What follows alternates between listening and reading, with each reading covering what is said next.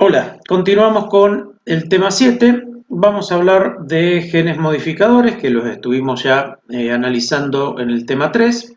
Estos genes modificadores son genes entonces que cambian los efectos fenotípicos de otros genes, pero de manera cuantitativa. Pueden ser dominantes o recesivos y tener efectos cuantitativos en el fenotipo más o menos grande. El ejemplo que traemos es el ejemplo en ratones, en donde los ratones S chica dan fenotipo manchado, pero la cantidad de piel blanca está determinado por otros genes de efectos cuantitativos que interactúan con el locus S, dando más o menos manchado. Entonces, dependiendo la cantidad de alelos activos o inactivos que tenga, la variación será desde muy manchado hasta prácticamente sin manchas. Vamos a hablar un poco de la herencia de los caracteres cuantitativos, en este caso con un ejemplo de variación cuantitativa en maíz, utilizando el carácter longitud de la mazorca y haciendo cruzamientos entre padres de mazorca más corta y de mazorca más larga. Y lo vamos a analizar en este cuadrito que ustedes también tienen en el manual. En la primera columna está la longitud de la mazorca en centímetros, desde el 5 centímetros hasta el 21, o sea, una escala cada 1 centímetro, y en las filas de abajo tienen la n, la media, o sea, el n, que es el número de individuos, la media y la varianza. El progenitor 1 o el progenitor número 60 tiene esa distribución en las frecuencias de la longitud de la espiga. Ese es el número de individuos, 4, 21, 24 y 8, con una media de 6,6 centímetros y un desvío, una variancia de 0,816. El segundo padre, el progenitor 54, tiene esa distribución con una media de 16,8 y esta variación. La F1, como ya vimos en los ejemplos anteriores, es intermedia entre los dos padres. Fíjense que el promedio es de 12,1. Y la F2, producto de las autofecundaciones forzadas de ese F1, nos da también un promedio de 12,8, pero con muchísima mayor variabilidad o variación adentro. Y lo vemos en la distribución de esos gráficos. Entonces, ahí lo tenemos los mismos valores, pero graficados, en donde cada línea obedece a una planta o a una línea que es homocigota. Ahora, ¿por qué hay variación? El ambiente entonces es el que genera esa variación. Tanto el padre 54 como el 60 son los dos homocigotas. En la F1, todos los individuos son genotípicamente iguales o genéticamente iguales. Eso es por el principio de la uniformidad de Mendel que estuvimos analizando en el tema 3. La variación que vemos, porque vemos una variación, también se debe a influencias netamente ambientales. ¿Qué vemos en la F2? ¿Por qué hay un aumento de la variabilidad? Porque, como sabemos, esa F1 heterocigota produce o provoca segregación de sus alelos. Lo que hay es entonces recombinación genética, más el efecto del ambiente que recordemos que siempre está. Entonces, vamos a ver cómo interpretar esos histogramas de frecuencia, que son las observaciones típicas de muchos estudios similares. El promedio de la F1 es aproximadamente intermedio entre las medias de los progenitores. La media de la F2 es similar a la media de la F1, pero la F2 es mucho más variable que la F1, como lo indican los valores de amplitud y del signo del desvío. Y en F2 lo que vamos a ver es un solapamiento con las distribuciones de los valores paternos, que en la F1 no veíamos. Hay otro ejemplo, por ejemplo, en longitud de la corola en tabaco, en donde tenemos los padres puros, SF1 y SF2 con el mismo patrón que lo que estuvimos viendo. Tienen medias similares, medias intermedias entre los dos padres y similares entre F1 y F2, pero fíjense que la F2 es mucho más variable. Y si tomamos en F3, se observa que esa parte de la variación que observamos es genética, porque si nosotros tomamos estos individuos, si bien la media se posiciona por acá, pero se genera mucha variación. Si tomamos estos individuos pasa lo mismo y así sucesivamente con todos. Entonces, acá recordemos, hay una mezcla de genotipos más el efecto del ambiente. Con esos datos podemos utilizar esa información para calcular los números de genes que están interviniendo para dar ese carácter. ¿Cuál es el procedimiento? Se cruzan líneas puras que deben ser lo más extremas posibles y lo más diferentes posibles para ese carácter. Una vez obtenida esa F2, que es donde, recordemos, la segregación es máxima, van a aparecer individuos que son de fenotipo similar a alguno de los padres o a los padres. Esa proporción de la F2 de individuos que son iguales que los padres nos va a dar una idea del número de locis que están involucrados en ese carácter. El número de genes entonces los calculamos a través de esos homocígotas extremos. ¿De qué manera? Y nosotros ya sabemos cómo van a segregar esos genes en la F2. Entonces, el número o la fracción tan extrema como el progenitor para un gen va a ser de un cuarto.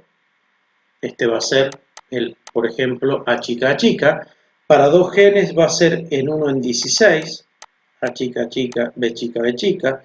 Para tres genes, 1 en 64, A chica, B chica, B chica, y C chica, C chica, y así sucesivamente. Por lo tanto, un cuarto al número de genes nos va a dar la cantidad de genes que estamos buscando. Podemos hacer la cuenta inversa. Y vamos a ver entonces que, por ejemplo, para el peso de semillas, si están involucrados dos genes, hay 5 clases fenotípicas distintas.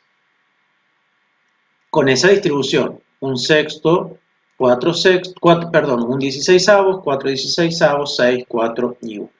Si tenemos 3 locis, hay 7 clases fenotípicas distintas, pero siempre los extremos van a estar en esa relación que veíamos recién. Con estos datos y una vez conociendo el número de genes que está involucrado, podemos calcular la contribución de cada alelo a ese fenotipo final, porque cada alelo activo va a aportar a ese fenotipo. Entonces vamos a ver un ejemplo en largo de corola de nicotiana. Tenemos un padre 1 con un rango que por ahora no nos interesa, vamos a tomar la media, que es 39 milímetros. El padre 2 con una media de 93 y la F1 es de esperarse que sea intermedia, va a ser de 66 milímetros. Esa F2 va a tener, del producto de autofecundación de la F1, va a tener una media similar a 66 milímetros, pero va a presentar extremos que se asemejan a los padres más cortos y a los padres más largos. Y esos son los que debemos contar para calcular su frecuencia. Podemos tomar cualquiera de los dos ejemplos, vamos a tomar el ejemplo más largo. Ese ejemplo, si lo simplificamos, este extremo, si lo simplificamos, está en una relación o en una proporción de una planta de 80. Bien, esto quiere decir que 10 plantas de 800 tuvieron 91 milímetros de corola y 12 de las 800 tuvieron 42. Entonces, si llevamos esto a la mínima expresión, nos da 1 en 80 y eso es similar o aproximado al 1 en 64 que veíamos recién. Entonces, el aporte de cada uno de ellos, hay que acordarse que lo realiza de cada alelo, lo realiza para determinado carácter y no olvidarnos del carácter aditivo. Entonces, si tenemos 1 en 64, esto es parecido a un cuarto elevado al cubo. Por lo tanto, vamos a tener 3 genes actuando para determinar este carácter. Entonces, ¿por qué el padre 1 es más corto Porque no tiene alelos activos. ¿Por qué el padre 2 es más largo? Porque tiene 6 alelos activos. Entonces, este fenotipo para 0 alelos activos, que nosotros ya sabemos por la experiencia, que es de 39 milímetros, es el fenotipo base, es el fenotipo que va a tener ese carácter cuantitativo sin alelos activos. En este caso, de que hay 6 alelos activos, ya sabíamos que miden 93. Entonces, con esos valores, y sabiendo que esos padres son homocigota recesivo 1 y homocigota dominante el otro, o sea, bien extremos, podemos hacer esta cuenta. El fenotipo mayor sobre el fenotipo menor nos da 54 milímetros de diferencia.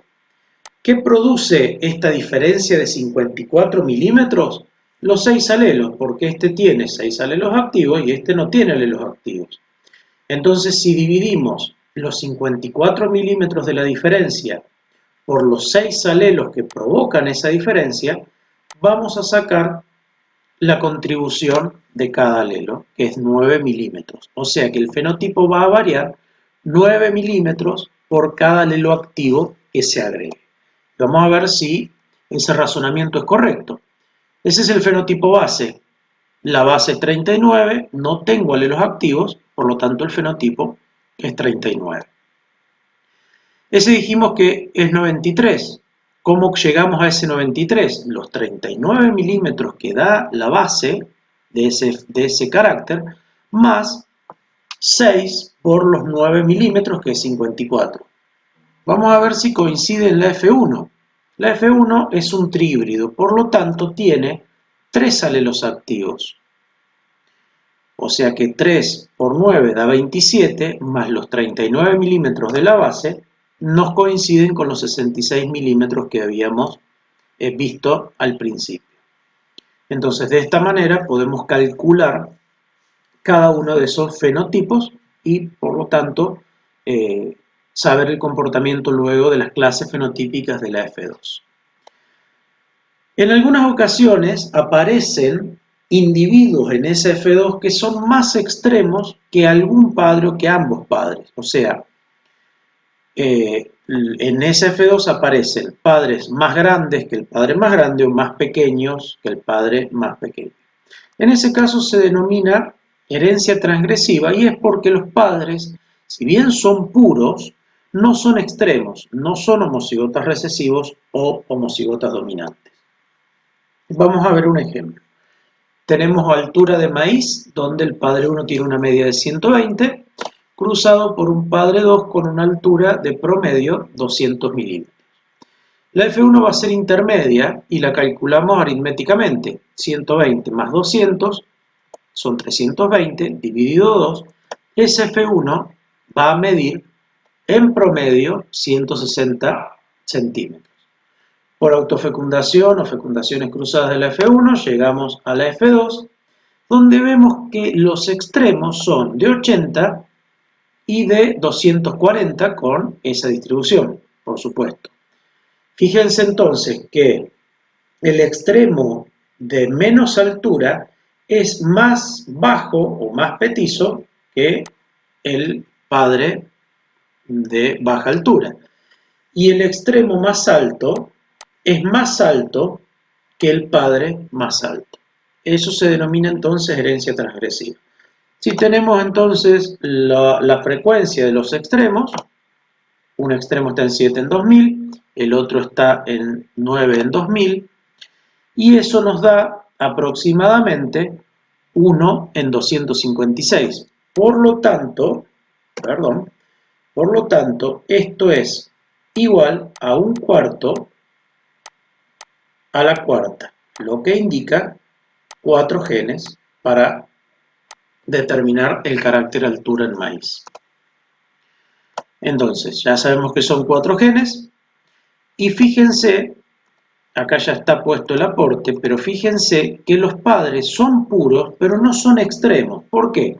Porque el padre 1, que era de fenotipo bajo, tiene los alelos para el gen A activos. Es A grande, B chica, C chica, C chica, D chica, D chica. El padre 2 es contrario, pero tampoco es extremo, es homocigota. A chica, B grande, C grande, D grande, D grande. Bueno, sabiendo el número de genes y la diferencia entre alelos, podemos calcular el aporte, que en este caso es 20 centímetros, con una base de 80. ¿De dónde sale la base? Voy a volver para atrás para que lo veamos. La base sale, recuerden, en este caso, de la F2, porque para este lado de la curva no hay más fenotipos. Acá estamos seguros que este extremo es totalmente recesivo, homocigota recesivo para los 4 genes, y este extremo es homocigota dominante para los 4 genes. Siempre en la F2 es donde vamos a tener esa seguridad. Entonces, de este punto calculamos que la base, o sea, cuando no hay alelos activos, es 80. Sumados los 40 de los alelos activos, tenemos un fenotipo de 120 centímetros. Y en este caso, A no está aportando alelos activos, pero sí hay 6 alelos que aportan 20 cada uno. 80 más 120, 200. ¿Por qué la F1 nos dio 160? Obviamente el promedio entre 200 más 120 nos va a dar 160. Pero en este caso es un tetrahíbrido que tiene 4 alelos activos, 4 alelos inactivos, por lo tanto 4 por 20 nos da 80, más 80 de la base, 160. Y como explicamos recién, los dos extremos son totalmente homocigota, 0 activos, por lo tanto corresponde a la base, y para el otro extremo hay 8 alelos activos, por 20, 160, más 80, nos dan los 240, que es la altura máxima para ese carácter en este caso. Bueno, hay una distribución de clases fenotípicas en la F2, de acuerdo a lo que estuvimos viendo. En este ejemplo que estamos viendo, para un gen con 2 alelos, un solo pargénico, el alelo A va a causar un aumento de 6 centímetros sobre la longitud de los progenitores de mazorca pequeña. En el caso 2 ya hay 2 genes porque A y B adicionan 3 centímetros de cada uno. Y en el caso 3 hay 3 genes, lo que agregan 2 centímetros de cada uno y así sucesivamente. A medida de que agregamos más genes, la curva se va suavizando más. Y fíjense, por ejemplo, si tenemos un gen con 2 alelos, esta distribución la marcamos sin variación ambiental, pero en concordancia con el gráfico de abajo, el ambiente lo que hace es esta distribución para cada uno de los fenotipos correspondiente a cada genotipo, lo que hace que la curva se suavice aún más como se ve en los gráficos de abajo. En el caso de que el gen o el carácter esté determinado por muchos genes, por lo tanto el doble de alelos, esa variación que da el ambiente, si bien está, hace que la curva se suavice mucho más fácilmente. Y vamos a volver a utilizar para el cálculo de las probabilidades la distribución binomial y normal con la herramienta que ustedes ya conocen, que es la combinatoria, en donde n va a ser el número total de alelos, m es la cantidad específica de alelos activos para un carácter, y recordemos entonces que a mayor número de genes con los que estemos trabajando, vamos a ver mayor número de genotipos. ¿Por qué? Porque un par de alelos da 3 fenotipos. ¿Cuáles son los 3 fenotipos? Los correspondientes a ningún alelo activo, a un alelo activo y a los 2 alelos activos. Porque acá el de 0 alelos activos también es un fenotipo. Si tenemos 2 pares de alelos, o sea, 2 genes, vamos a ver 5 fenotipos, para 3 pares de alelos, 7 fenotipos, y así. Entonces, lo que dijimos recién, la influencia ambiental y los valores fenotípicos van a ir suavizando las diferencias entre las clases. Esta distribución normal es lo que vamos a ver, donde pocos individuos van a estar en los valores extremos y la mayor parte va a estar ubicada en la media. Vamos a ver el ejemplo de un dispositivo para poder entender cómo funciona la distribución binomial aplicada a la genética cuantitativa. Lo que vemos se denomina máquina de Galton, en realidad es un tablero con pines en donde se arrojan hacia el primer pin una bolita metálica. Al pegar en el primer clavo, en el primer pin, la bolita tiene dos posibilidades, o ir a la izquierda o moverse hacia la derecha. En nuestro caso, sería la posibilidad de que el alelo sea activo o inactivo, que la probabilidad también es de un medio. No importa si va para la izquierda o para la derecha, pega con un segundo pin y ese también tiene la posibilidad de un medio de ir a la izquierda y a la derecha, o en lo que en nuestro caso representa el segundo gen, si es activo o inactivo.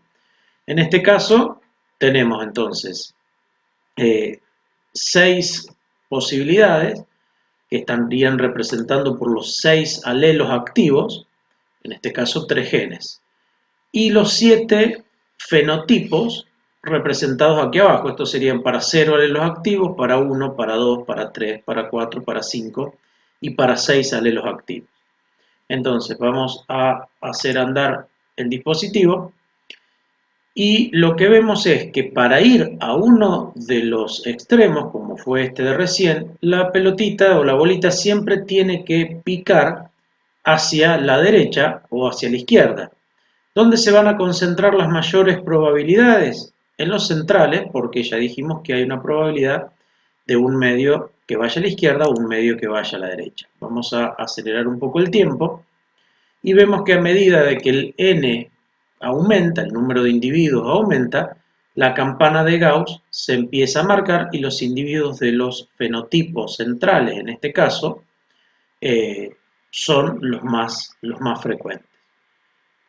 Esto podemos ampliar el número de filas y los resultados van a ser exactamente los mismos.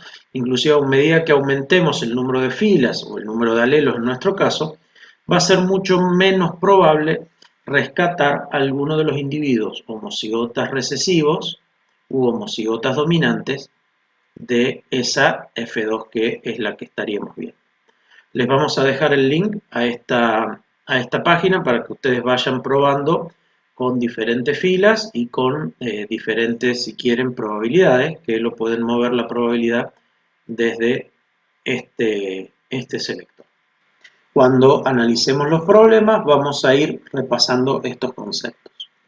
Muchas gracias, continuamos en el próximo video.